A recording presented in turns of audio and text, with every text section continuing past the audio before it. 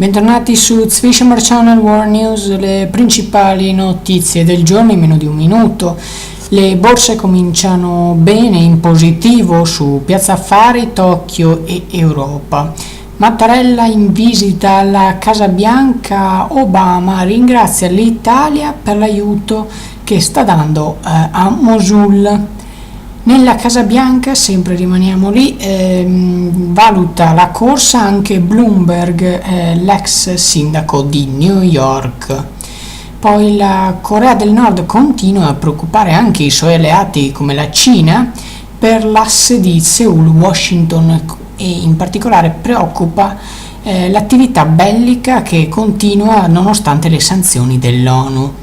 In Spagna ci sono stati 2 arresti per Viva Al-Qaeda ETA, uno show che è andato in onda durante il Carnevale, e i 2 burattinai che lo stavano eseguendo sono stati arrestati e accusati di apologia del terrorismo.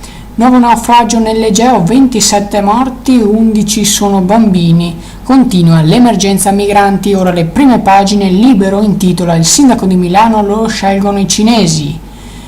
La prima pagina invece del giornale è "Sanremo fa lo spot alle coppie gay".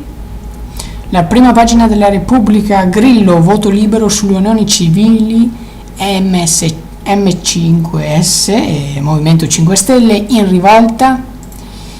Poi Il Messaggero, Sala vince il test di Milano.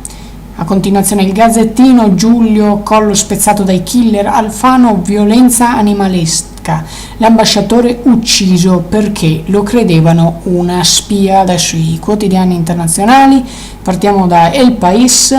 El PSOE busca socios entre los aliados de Podemos. Il gruppo PSOE cerca alleati nuovi dentro il gruppo di Podemos, che è il nuovo gruppo parlamentare.